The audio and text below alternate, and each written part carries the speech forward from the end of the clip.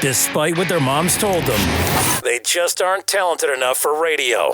Unfortunately, anyone can have a show these days. Sean. Well, I'm pretty hard to figure out sometimes. In fact, I can't even figure myself out sometimes, so don't you try to. Joe. You're an idiot. And really a disloyal person. This is the Cuse Militia.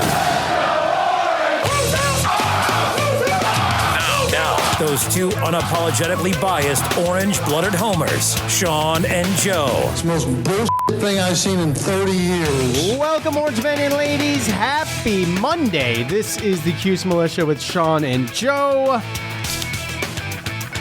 For the Believe Entertainment Network, at Cuse Militia on the socials. Go there, join the militia. It is us. We are back. We did not get here yesterday, so we're here today. And Syracuse wins a bowl game, 52-35. A little shaky at the start, but ended up coming up on top. And we can talk about that. I have the last football montage for the year that we'll go over. And then maybe finish with a tiny bit of basketball and call it a day. So I hope everybody had Merry Christmas and whatnot, and be safe this tomorrow night. Yeah, I'm a homebody. I don't do anything on New Year's Eve. Sit home. Do you make it to 12? I accidentally made it to 12 the other night, watching a 4-hour football game. Figured I'd be in bed by 11. Yeah. No. I know that halftime was extended, but I think they are a little bit in the bowl games. They are, but there's no like show. You get a lot of scoring and stuff, you know? A lot of stoppage and play. Well, yeah, a lot of stoppage and play, but an hour longer? That's crazy. I mean, our games are a little bit longer anyway, but, just seemed like a lot. Yeah. So, a very decent Washington State team. And I was pretty impressed. So, they didn't just roll over. I think that's impressive. It says a lot about, the team itself after their coach abandoned them. The coach could have been like, well, look, I got a bowl game to take these kids to. I'd be happy to, where'd he go? Wake Forest? I'd be happy to, right? Yeah. I'll be happy to get to a bowl. Huh? It's not like they got anything going on until next year. Yeah, what the hell? So, it's like, I my kids got a bowl game. I really want to be there to coach this and support them. And despite all the opt-outs, unless he was forced out, it said resigned. But, so I'm just going by what was reported, right? It makes him look bad, though. If he's, I can't imagine he was just fired. And I don't know the dude from a hole in the ground. I guess we're going to get to know him here because he's going to be in the ACC. No, he wasn't. He wasn't fired. I mean, you had the offensive coordinator that left for a better school. I don't know if it's a situation where just Washington State not being in a Power 4, league or whatever.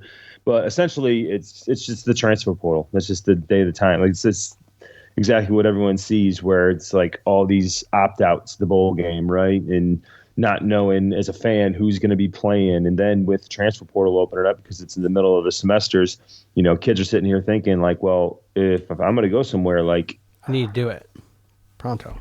Yeah, I need to do it. I need to get there so I can start the second semester there, get acclimated, play spring ball, give myself a better chance for the next season. And realistically, as a coach, you think about it, and it's kind of the same thing. Like I just said, Wake Forest, they ain't got nothing going on. But the faster he gets there, the faster players know that he's going to be the coach, the faster that he can try to start building up his recruiting class for the transfer portal, start seeing what's there and what's going to go and what's going to stay. So it's 2 weeks, bro. It's 2 weeks. Dude, look what Fran Brown did in 2 weeks last year. I mean, it's... Yeah, dude, that's apples and oranges. If he waits 2 weeks, he doesn't get Kyle McCord. Oh, I mean, that's quite possible, but... So at the end of the day, it's sad, it sucks, and that's just going to get more bowl games like this. I'm glad that we only had a few opt-outs and the majority of the guys they were played. transfers, really. Well, Fidel Diggs didn't play. Devin Grant didn't play. But, I mean, you saw a couple guys in street clothes. I don't know if they were injured. I know that Devin Grant, they said he was injured previously, so maybe he's already went ahead and taken care of his surgery. I don't know.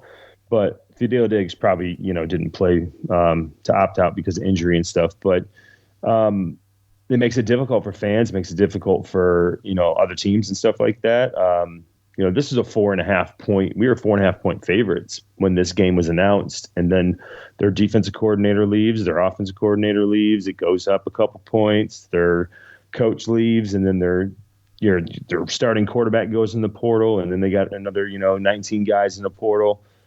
This ballooned to an 18.5 point spread, but this is still a solid team that's got depth. And obviously that backup quarterback was he was ready to come in and show up, right? I mean, that's pretty much his rehearsal. He hadn't had a chance all year, and it's on our side as far as defensive wise, we had to figure out how to stop it because we have no tape on the guy. Well, they said that in the beginning of the year it was between him and whoever the starter was there. Mateer. That's right, Mateer. But they said there was, a neck and neck battle between those two. So, I mean, he was all right. I think, defense really did a pretty good job. I know that it wasn't like jumping off the stats charts. I think there was only one sack, but a couple timely interceptions. And that's been our defense this year, right? Yeah, kind of. Yeah. So given up points, we've given up yards. I would like to see a little bit more pressure, but at the end of the day, the show is the show, and that is LaQuint Allen, Colin McCord, and these receivers. Yeah, that's the show. I mean, that's why you watch. It's like when you play. Well, a lot of Syracuse fans didn't watch. I heard a lot from them. Or sorry, a lot of fans that are not Syracuse fans watched because of that as well. Oh, okay. Well, that's interesting. I didn't hear that. But I did see, though, we usually travel pretty well, and I'm not going to take a dig at anyone, but that crowd looked really bad, for us. It was not Syracuse friendly at all. And Washington State, obviously, right there. I mean, compared to where we're at, it's right there. And same code. Yeah. Well, I mean, yeah, California's quite big, so... It's in San Diego's all the way at the bottom. It is all the way at the bottom. It's like, right, you could spit on Mexico. It just didn't look good, but it's okay. The ones that were there did make noise. It didn't seem to matter. A lot was not said about that, but to my point, it's like when you're playing this game in PlayStation. I mean, let's be honest, okay? None of us want to play defense, all right? I play offense only, okay? That's what I do. And that's nothing. That's where all the spotlight is, right? And when you're playing video games and when you got a Kyle McCord, the dude becomes the all-time ACC single season passing leader, and by a couple 100 yards with Deshaun Watson. I mean, he beat the record by almost a full game. Oh yeah, you know what I'm saying? You would need to get into playoffs and go and have a couple extra games one year if you're in the ACC to be able to do that, and you'd have to pad it all the way up into the playoffs. So with the playoff system the way it is, I don't know how long I expect that record to stay.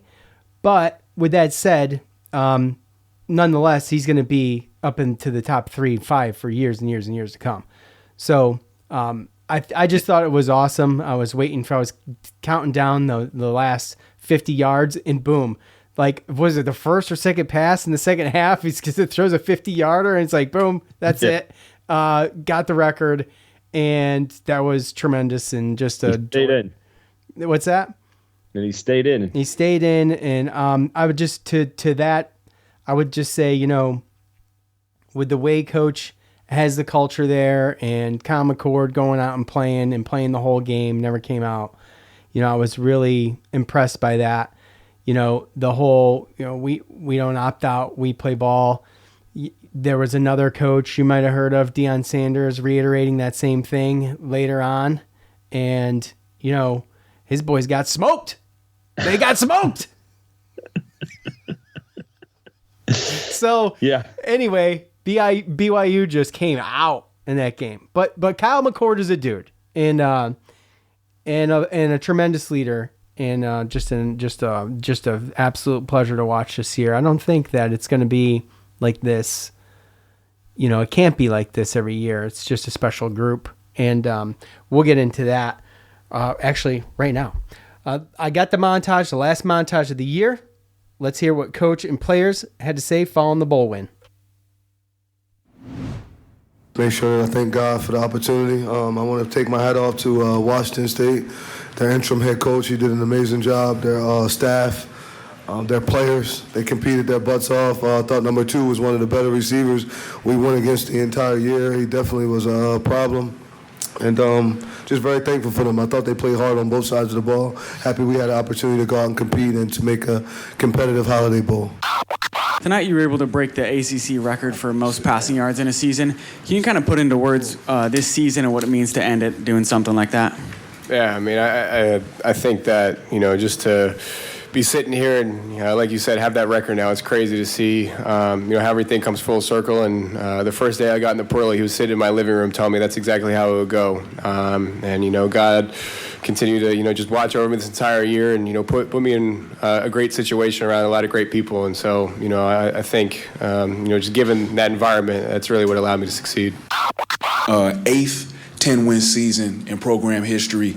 A lot of the guys, they stayed to get that 10 win. What does this 10th win tonight mean to the program? I would say it will mean like growth. Coming from winning 6, we can go 6-0 in the second half of the season. We ain't winning the game. In November we can't win, and we always thought like, what is it? And we wasn't working hard enough. Coach Fran came in here. He laid the plan down. He actually had a blueprint for us, and we just followed it. He's a great leader. We got to be great followers, and one day we'll be great leaders as well. Kyle, if you are fortunate enough that it's your choice to play a 5th year of college football, do you know that you'll come back to Syracuse, or would the NFL still sort of be a consideration and you'd have to work through those thoughts? I mean, I think both are great options, but to be honest, I really haven't been thinking about that too much. Kind of been focused on the ball game. Now that we got some time off, we'll go home and, like you said, if I do get that extra year, we'll see. It'll be definitely a tough decision to make either way. I just want to ask you, you've spoken a lot about how 10 wins is a step in the right direction, but not inevitably where you want to be. But when you look back at this first season for yourself as a head coach, what is it that you'll remember most, whether it's a moment or a game or just something more general? Just the players, practice, like having fun with them, just the jokes, all the stuff that we do. Before the meetings, Dad praying. And the guys cracking about how Dad prays, and us just having our jokes and stuff together. Like, the games are cool because everybody get to see that, but it's just like the stuff that we do all week together, Me meeting with players every day, just sitting down, talking to them, and just I just love being in the locker room, just hanging with the guys, just being one of the guys. Like, that's what's really important to me, and just us throwing our little jokes and just having fun and everybody messing with each other and getting on guys. And no matter who goes in and plays, like we always say, as long as we got 6 at the helm, he going to get the ball around the guys. So, I don't know, I would just miss that, really. I just really miss just the locker room, and I remember all that. Yeah, a special team, no doubt. And, at the end of the year, you end up with Kyle McCord with, almost 4,800 yards passing. I mean, 21 shy of 4,800 yards is something. LaQuint Allen and Jackson Meeks, both over 1,000, both with 1,021 each. Identical numbers. And it's like I was saying to my point, it's going to be, and by the way, Pena and Gadsden, Pena coming back, but Gadsden and Pena both within 70 yards of a 1,000-yard seasons for each of them too. And just a tremendous team, extremely fun to watch. And, though you didn't get the rankings early and we didn't get into the playoffs and you lost a terrible game against Stanford and the other one, Boston College, you think what could have been, but what could have been is what we got. So, it's just, there's no need to sit here and speculate about it. But even with all of that, just an awesome season, a fantastic season for the players, the coaches, the fans, and just a boatload of fun to watch. So it's like, every time this dude has the ball and he launches the ball, it's like, and he's not just like these back shoulder throws that this dude, they have got that, they're mastered. Yeah. Like it is mastered between him and the receivers. I don't know if you get this kind of communication and like just chemistry between quarterbacks and receivers like this, dude. It's just amazing. Everything that goes up is almost caught. Yeah. It's crazy. It takes work, and it's just, again, the Kyle McCord thing, and it's hard to look back, the Pittsburgh game and all he plays for Syracuse and everything. Like, he had a great season at Ohio State, and just people talked about him at Ohio State, but they didn't talk to him about like that much because Ohio State and all the, Marvin Harrison Jr. and stuff like that. But, looking at all the other quarterbacks around the country, I don't know if I saw one that was this good as far as like pro style. Like, you got your Dylan Gabriels and your Jalen Milrose and your Jackson Darts and your Cam Wards and your Shadir Sanders and all those guys. To a point, they need their legs to make things work. Sometimes can they sit in the pocket? Yeah, I think Cam Ward is pretty close, but just the way that he, like you said, throws the ball, he throws his men open. Like they're not even. Yeah, they're not open. He throws the ball to where they can get it.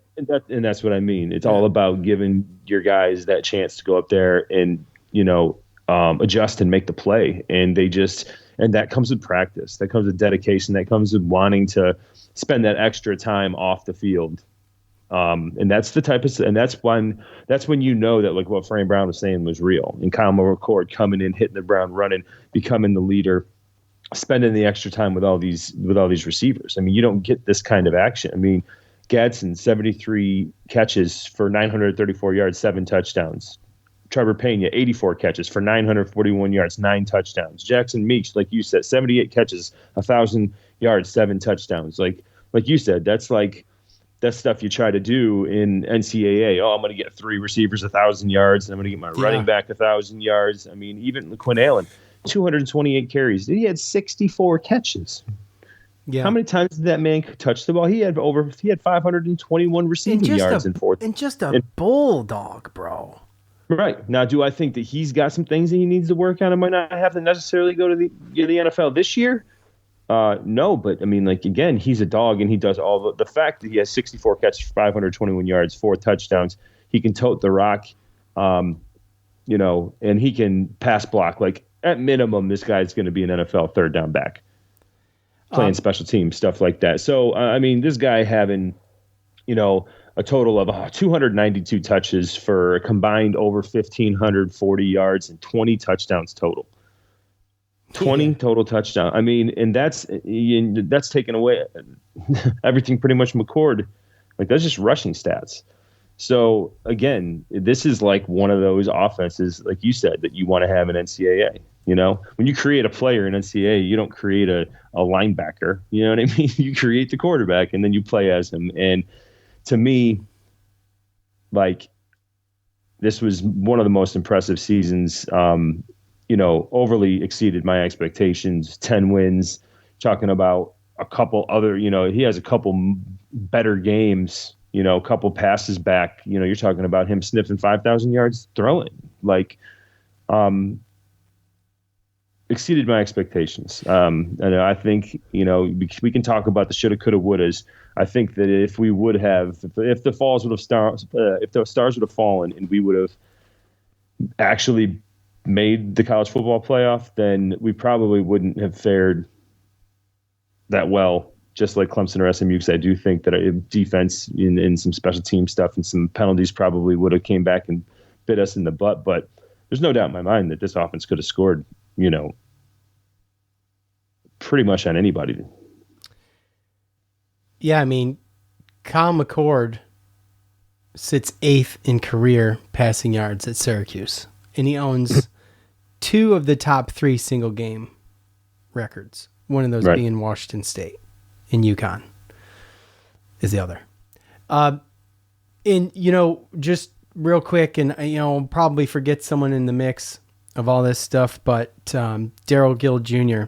with 31 catches for 570 yards, an average of 18.4 yards a catch.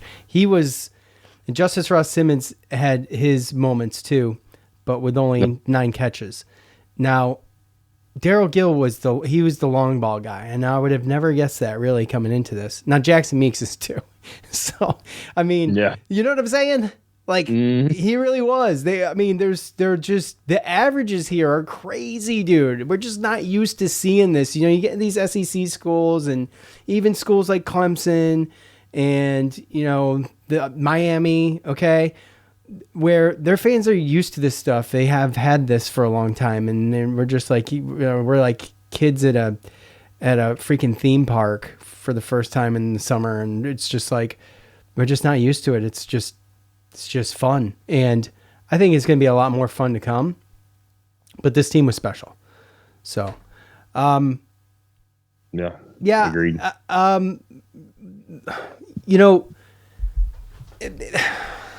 Back to the character thing. You talk about Cam Ward, right?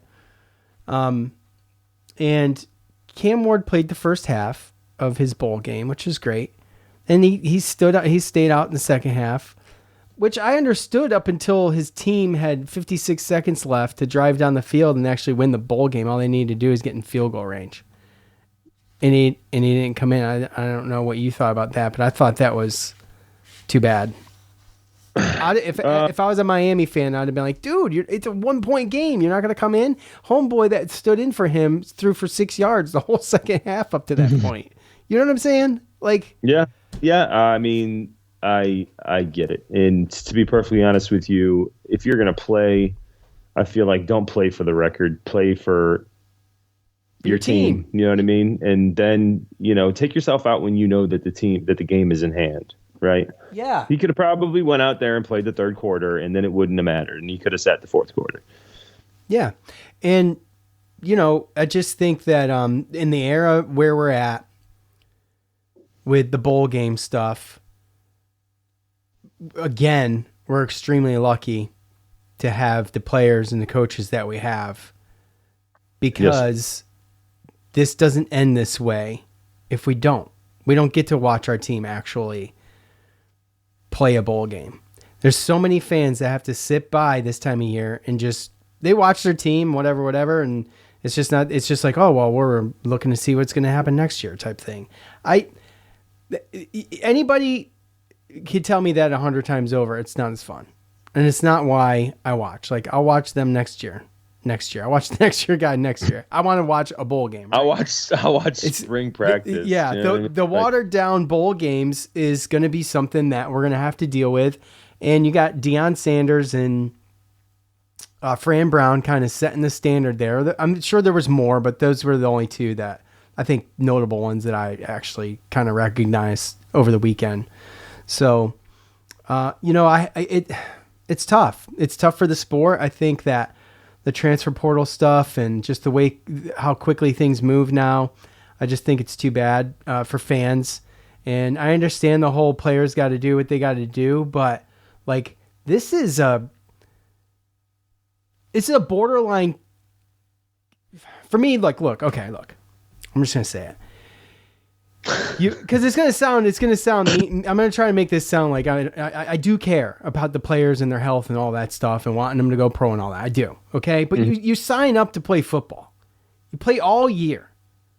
Play the damn games. I mean, Fran Brown said as much. Play the damn games. Be a team player. Like it's becoming kind of it seems kind of selfish, and it seems like.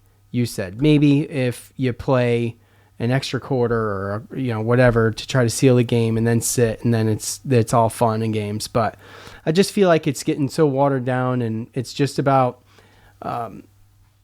it's becoming about the one person instead of the team. Like this I feel like some of that stuff is going away, and it's really too bad for the fans. It's really what it comes down to. Well, and that's the thing, right? Is at the end of the day, that's where this is going to go dry, right? That's where, because the fans and the alumni, they pay for this stuff, right? Right, yeah. So you want me to pay in to guys that come in and maybe don't play the way they're supposed to, or they leave, or they don't play the bowl game. Like, and it's becoming harder and harder for the NCAA to actually get good bowl. Oh, tier 1 bowl, tier 2 bowl. Like, you don't even know who's going to play and who's not going to play. I know. And like you said, I would have loved to have be playing Ole Miss on Thursday in the Gator Bowl. Number 21 versus number 14, Jackson Dart versus Kyle McCord, right? Yeah, I was just going to bring that up, yeah. Yeah, how many Duke fans are going to go down? And number one, even with their starter, they probably weren't going to beat Ole Miss. I mean, let's be honest here. And at the end of the day, how many Duke fans are going to go down to, Florida and watch their third stringer go against an SEC team and an NFL draft pick is the quarterback? It's the same thing with us in Washington State. I mean, I'm sure that maybe some Washington State fans went because of proximity or whatever, but you're not going to get the greatest bowl games either. And as soon as it dries up and people don't start showing up, and like what you said, just don't get fans in there, now they're not going to be making money, which is why every year you see a whole bunch of new goofy freaking bowl games names because you got all these companies backing out because they're probably not making as much money as they think. I watched the Pop-Tart jump in a giant toaster and then come rolling out at the bottom. Some of this stuff is so goofy. And the Pop-Tart bowl is a big bowl. It's not like a... I know, it's not like but a I'm just... poo-poo bowl, but I'm just saying. It's gimmicky. Obviously, they have to make it gimmicky. Well, they have to. It's laden. I mean, it's corporate-laden stuff. Like, they're there to promote, right? So if they, like you said, if they don't feel like their return on investment is worth it, like to your point, you're gonna get the goofier and goofier shit. Like, it's not gonna end. It's just gonna keep getting goofier and goofier. So no, people eating bowls of cereal, like you said, like people. What was it? Eggnog getting dumped over the coach's head if they won, or Duke Mayo's bowl, they dump mayo on the coach. Like, I'd be pissed. Like, I mean, it's so corny. So corny. Like, you couldn't watch like any type of like sports show when they were talking about the Pop-Tart Bowl, where they're not doing a little segment about how who's everyone's favorite Pop-Tart. And they're going around the table. Like, we're supposed to be talking about the football game. You're talking about whether or not you like brown cinnamon and sugar or frosted cherry better, because we're talking about the Pop-Tart Bowl. You know what I mean? It was cinnamon roll. It was cinnamon roll. But how about like the eggnog thing? Like, they couldn't have made that any more awkward. That was our bowl. Dude. That was our bowl. Yeah. Oh, I know. And when I heard it in the pregame presser, I'm thinking to myself, like, there's no way Fran Brown's letting eggnog get no, it's not happening. He said he's allergic. Do you think he's really allergic? I don't care either way. It wasn't going to happen. I'm not going to look too much into it. Oh, I wasn't ready for that. And I listened to the pregame. So I must have missed it. I must have just gone over my head. But I mean, either way, should anybody really have eggnog dumped on them? You know what I'm saying? Like, does that seem like that's something like you win? Like, are you that excited to win? You take an eggnog bath? I mean, I don't know, man. Isn't cold Gatorade enough? You know? Right. Just water? You saw him squirm and squeal away from the Gatorade. They almost didn't even get him.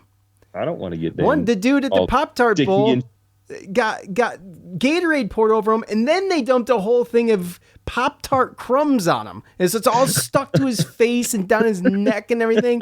Golly, dude. The Duke Mayo's bowl, they dunk you with mayo. Yeah. That is gross. I don't even like a lot of mayo on my sandwich, let alone that. Golly. I mean, hey, thumbs up or down to the eggnog? Down. Why? Thumbs up. I like eggnog, bro. Oh, I like drinking it. Oh, okay. So you like eggnog. Okay. I don't like it getting dunked on my head. No. I'd rather drink it. And you either like eggnog or you don't. Every year I get a thing of spiced eggnog. And rum? I do bourbon. Is it supposed to be rum? I guess rum would work too. No. But yeah, I do, have a little, get my little moose cup, my Christmas vacation moose mug. Pour it in that, a shot of bourbon. It's really good. So anyway, but yeah, I guess we're just gonna have to see what the future of all of that is, and they're gonna have to figure out. Yeah, something's gonna have to give with that. There's too many bowl games. I mean, maybe you raise the bar. Maybe it's not 6 wins. Maybe it's 8 wins. I don't know. Yeah. Or maybe it's 7. Maybe it's 7. You got to at least get over 500. I mean, I can imagine that they start losing bowl games, right? And then that would probably have to happen unless they do something. All I know is they opened up the floodgates without properly vetting what could possibly happen. Surprise. Yeah, that took about 5 seconds to figure out too. And that's coming from 2 guys who were on board with NIL. Just, this is not how it was sold to me. So that's my story. And it's the truth. Like, this is not how I envisioned NIL and all the transfer portal stuff and all that. So no, I mean, like I said, you can't just empty the floodgates and then wait for the flood to react and say, oh, well, what happened? What do we need to do so that doesn't happen? Like, you're supposed to let it out, incrementally, slowly but surely. See how that actually changes the landscape, and then you change it from there and figure out, okay, this is good, or do we got to open it a little bit more? Do we got to make it? You don't just open up the floodgates, and they did that, and now they went from 0 to 150. Right, and at some point they're probably going to have to fix that. Otherwise, who knows? Maybe they do away with bowl games. I don't know.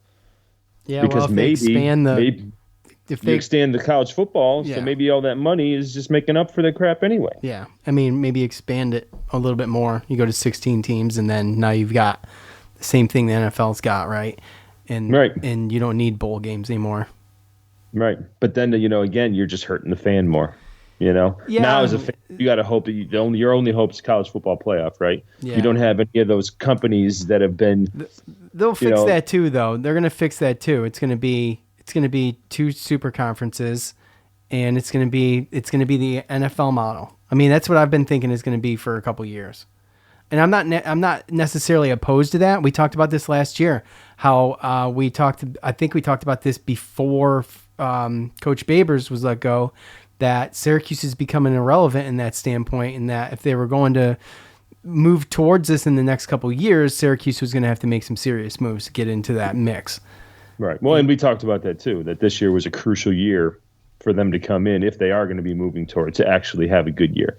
Yeah. So. It was an unexpected year with some unexpected losses and some unexpected wins. Unexpected, performance by Kyle McCord and some of these receivers. But it was all good in a good way, unexpected in a good way. And,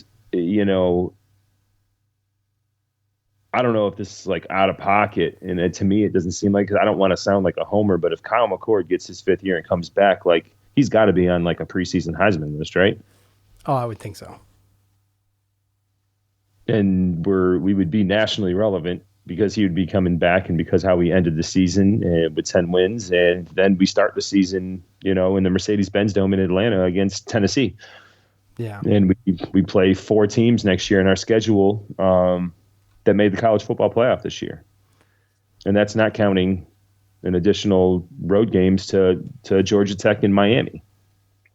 So, and we're getting Billy Belichick coming up to the Dome with UNC. So it's going to be an interesting year next year. Yeah. Chapel Bill. They're calling him Chapel Bill. Well, they should call him something else. How about pervert? How about that? I'm not going to go that far, but I'm sure that there's probably people that think that. Oh, geez. I'm sorry. I didn't mean. No. I sometimes, man, it's just comes out. Just comes out. Just saying, bro. I'm just saying. He could be her grandfather.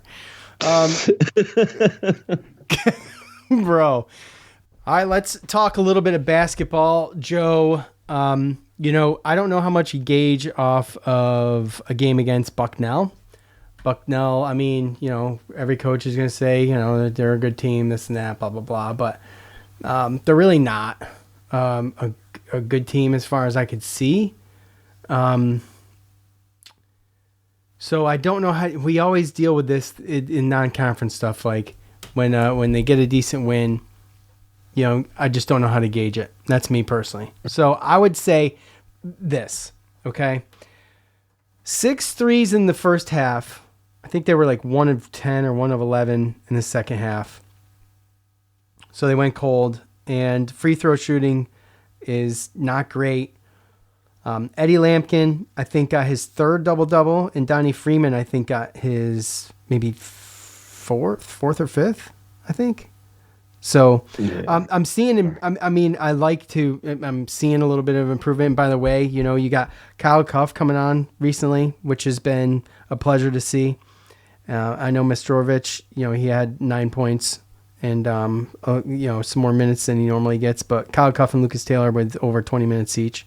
And I'm be honest with you, I didn't watch a ton of this game. I watched most of the first half and about a quarter of the second half intently, and then I just kind of was doing stuff. So, we will see how this shapes up here fairly quickly, and I just don't. So here's the thing. So the free throw shooting is got to get better. The turnovers, bro, is really becoming a huge problem. And against a team like Bucknell, and a lot of these are unforced. It's not like Bucknell's out there balling, right? It's the biggest problem. Yeah, it's like stuff that can be fixed. And 21 points, 19 points off of 21 turnovers. It's just being able to take care of the ball, and they're not even being like facing high pressure defenses or anything like that. This is stuff that's elementary. It can be fixed, and I guess that's the bright side of it. But between the turning the ball over, the free throws, and still kind of struggling from behind the arc is a combination for a rough go in the ACC, and I know ACC is kind of down a little bit, and they really are. So, Coach did allude to so Coach probably knows. He doesn't want to say. He's going to get asked. I think we see JJ Starling soon. I do, and I don't know if that's against Wake Forest, but maybe Florida State or Georgia Tech. I feel like he could show up that quick. And then I want to see where we're at, because what we've got now isn't going to work. I don't think. So when JJ Starling comes back, and I'm going to hold my breath, and then I'm going to reevaluate where this team is at, because I just don't think that where we're at now is worth fretting over, and I don't think it's worth getting upset about, and I don't think it's worth over evaluating, because what we see is what we get, and it is what it is. Is that fair?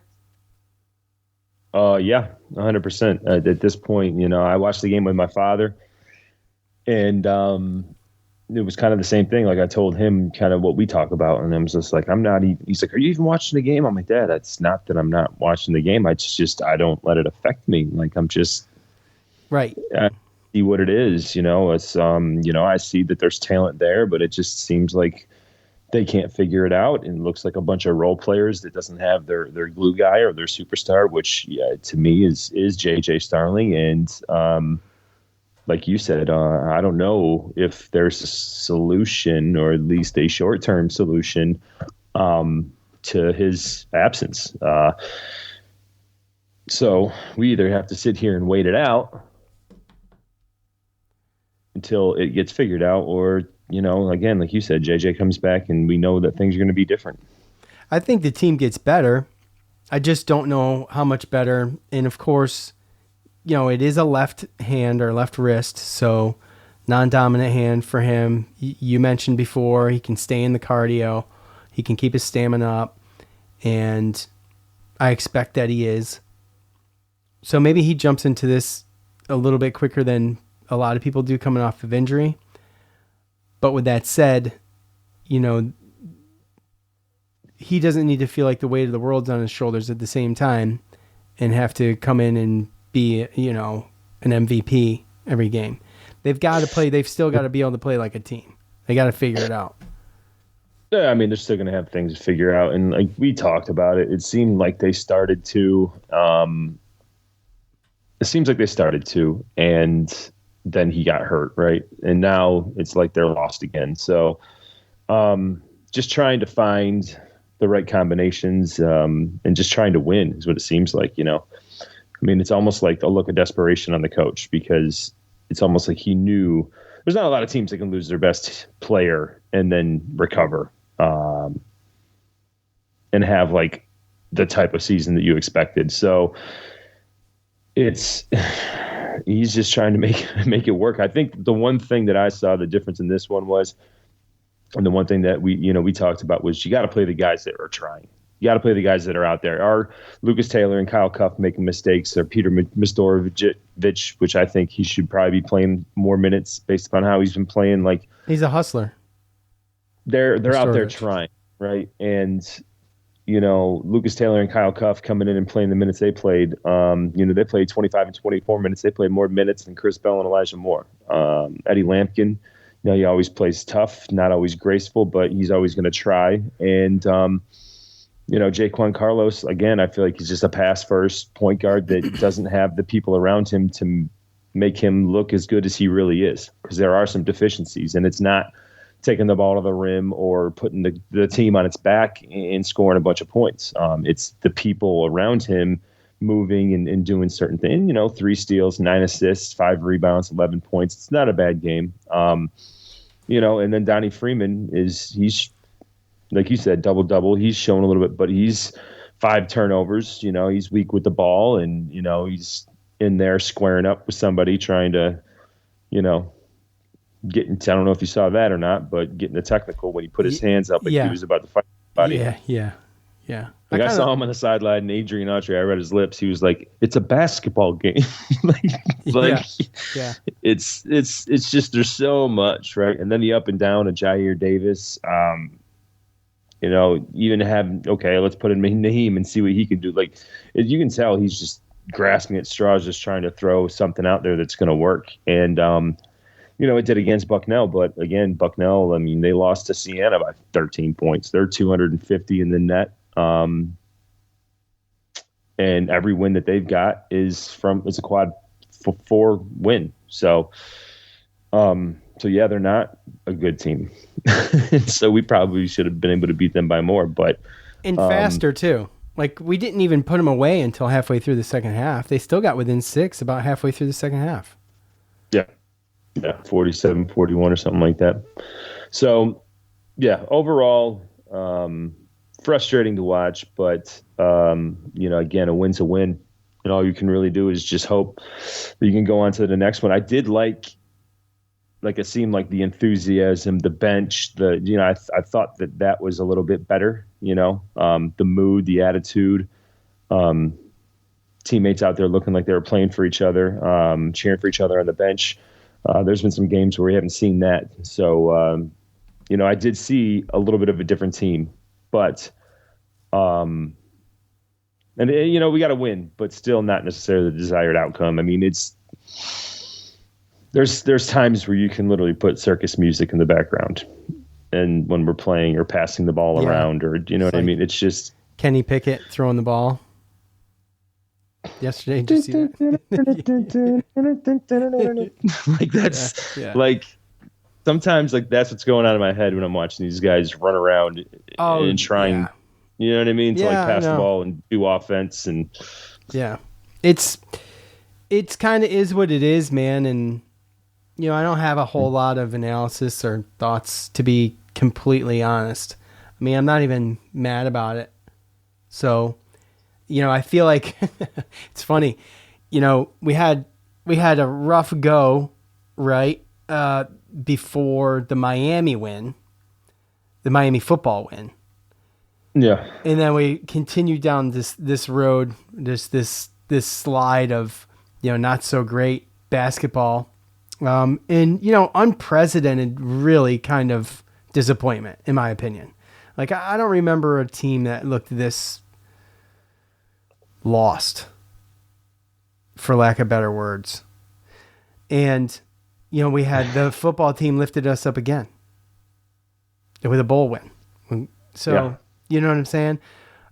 Now we're about to head into ACC play. There's nothing else there's nothing else that is going to. It's not true. What? That's not true. What do we got? Transfers? Kyle McCord. Oh, well, that's true. I just, like I told my son, bro. Just tell me, we turn around, we lose to Wake Forest tomorrow, and we're like under 500 for the first time since I think like Boeheim was a player at Syracuse after New Year's, or the first day of New Year's starting a year. Like, and then Kyle McCord says, I'm going to play for another year. Yeah, and then we talk about we could that. lose the next 4 games. Like, yeah, and we're all still happy. We're all still high on Kyle McCord's supply. Yeah. Right. It's what can football keep us high on the Syracuse football and Kyle McCord supply until J.J. Sterling gets back and healthy?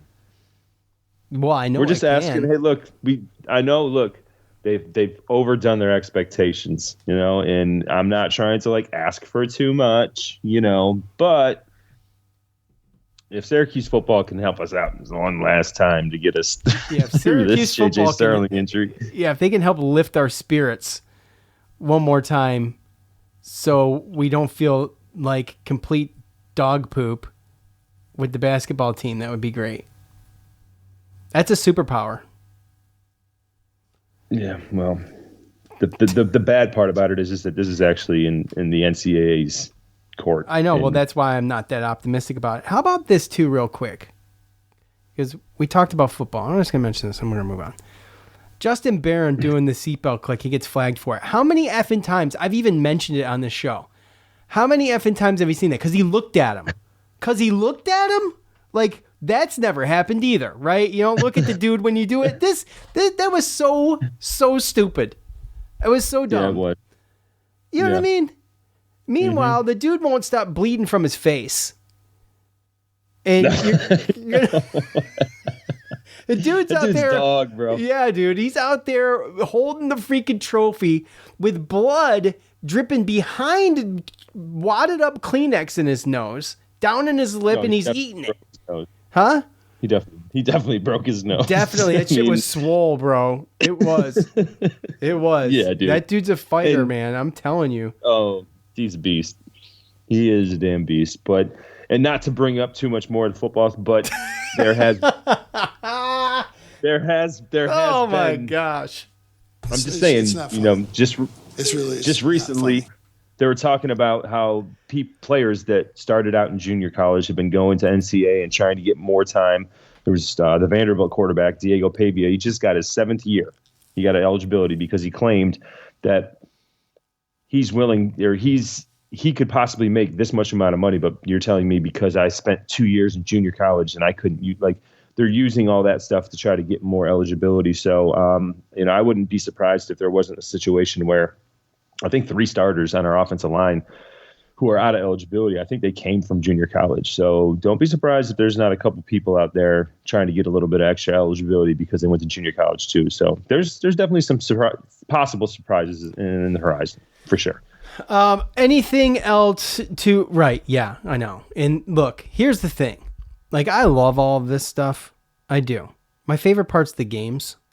So once this stuff gets sorted out, we'll figure something out and we'll have a show, except for I'm going to be just sitting here and maybe you and Tyler can talk. Dylan like won't shut up about it. Like, he loves the transfer portal. He loves recruiting. And I'm like, dude, like, I don't know. He's asking me all these questions. I'm just like, I've been there. Huh? I've been there once. Still there a little bit. So. Yeah. I was like, man, I don't know, man. You have to get back with me when the season starts. I'll learn their names then. Think about Kyle McCord. I wasn't like, oh yeah, Kyle McCord. Like, I loved it, but I was like, okay. I was still skeptical. So just, we'll see. But anyways, dude became a freaking Syracuse legend. Like, Golly. Okay, anything else to wrap up basketball? I don't want to beat a dead horse. They play Wake Forest tomorrow night, or tomorrow at 2:00 in the afternoon, Yep, which is ESPN2. Yeah, which is a brutal start time in my opinion. Yep. But Hunter Salas, I think we all know him, and they got some names I haven't heard of, but a decent team. They did lose at the time. He's from Gonzaga, by the way. He played last year. They did lose at the time. Some of these teams are ranked to Florida, Texas A&M, and Clemson, who Clemson's dropped out of the top 25.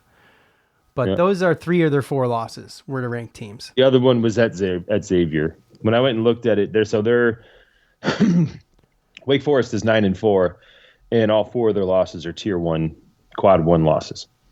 Yeah, well, and when you look at they have any Quad 1 wins? They have 1 Quad 1 win, I believe. Who's that, Michigan? I don't know if it's Michigan or Minnesota. Okay. But they beat Michigan, they beat Minnesota, they beat Boston College and James Madison, probably their best wins. So, let me see. Let me just double check. Yeah, 1-4 Quad 1, 6-0 Quad 4, 2-0 Quad 3. So it's probably Michigan. Is what that Quad 1 would be, especially if it was in a neutral court. And they won by 2 there. Yeah, Michigan's 17 in the net. So yeah. Oh, so that's yeah. That's their win. And currently we're at 139 in the net. We went up 3 spots since beating Bucknell. Yeah. And we are currently 0-4 in Quad 1, 0-1 in Quad 2, 1-1 in Quad 3, and 5-0 in Quad 4. So we're 139 in the net. I believe Wake Forest is around 100. So, yeah. They're exactly 100. Yeah. And so I don't think that this is, it's a home game. I hope that people show out, but, people going to the Dome for the basketball games has been a little 2:00 scary. tomorrow at the Dome. You think people are going to be there? That's a hard ask on a good day. For a good team. That's what I'm saying. It's a hard ask on a good day. I mean, when your team's pumping and you got a big game coming to the Dome, like 2:00 start time on New Year's Eve sucks. That sucks. It sucks for everybody, So anyway, okay. Well, it gives you a chance to at least go to the game. If it was a night game, no one would be going. Well, that's absolutely true. I guess that's a good point. Maybe you don't play on New Year's Eve. I don't know, but probably, yeah. I mean, I don't think any time's a good time on New Year's Eve, if I'm being honest. But you could do a 3:00 or 3:30. I mean, I'll still be at work when this starts. So really, yeah. I mean, I didn't say I'm not going to watch it. I said I'll be at work. So depends on where I am, but most likely I'll be able to throw it on. It'll be interesting to see the matchups and how we D up on these guys. Because yes, they do have some new names, but Hunter Salas and Cam Hildreth are 2 guys that we remember from last year, and that's their leading scorers playing. They got 3 guys that are playing over 32 minutes a game. So, going to be interesting for sure. It's definitely going to be. Other than Tennessee, this is going to be the toughest team we've played so far this year, I think. Yeah, it could be. I mean, Texas. I know Texas, but I still think they're pretty good. This team's pretty good. This Wake Forest team. I believe they are too. So, okay. All right. Well, that is going to do it for us. When will we be back? I have no idea. I don't know when we'll be back. Probably next Sunday, maybe. Okay.